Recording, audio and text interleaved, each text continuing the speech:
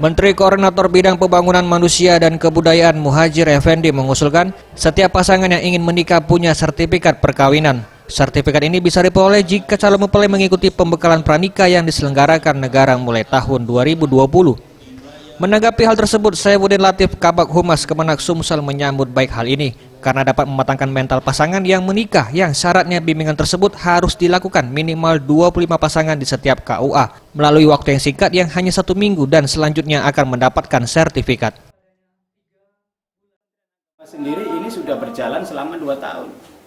Selama 2 tahun sudah berjalan di beberapa KUA dan kalau ada KUA yang nggak terpenuhi sampai 25 pasang, itu menggabung dengan KUA yang lain. Karena minimal ada 25 pasang untuk dilakukan jatim itu.